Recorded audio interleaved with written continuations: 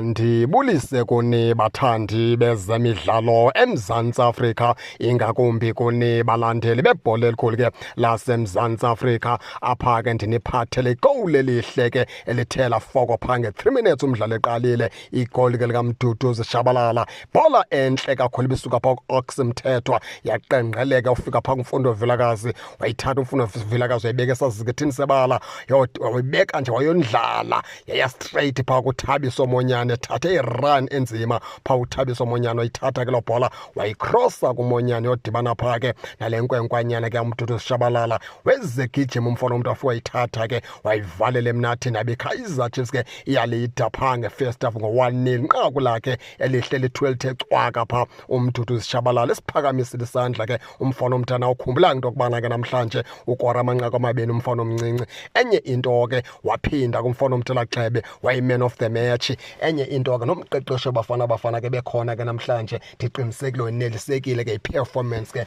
kaMduduzi Shabalala namhlanje. Umfana omdala njengoba niyazi into yokubana ke ubizwe naye phaa kwibafana uMduduzi Shabalala, namhlanje ke besezibonakala into yokubana ke awenzanga phutha Hugo Bros ngobiza mna. Nqaku lakhe lihle lokuqala phaa umfana omdala. iKaizer Chiefs phaa nge-first half.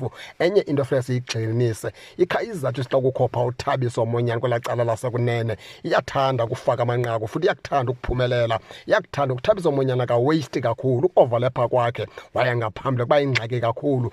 IKaizer Chiefs ayiskoranga, yawuphantsi iskore, ebeke nje wa-overlap uThabiso Monyane. Vele uyazi into yokubana ke ikhona into ezokwenzeka phaa kwiqela ke leKaizer Chiefs. Ufana omdala udlala kakuhle kakhulu kula right back, futhi ke andinavalo, udlala kakuhle kakhulu.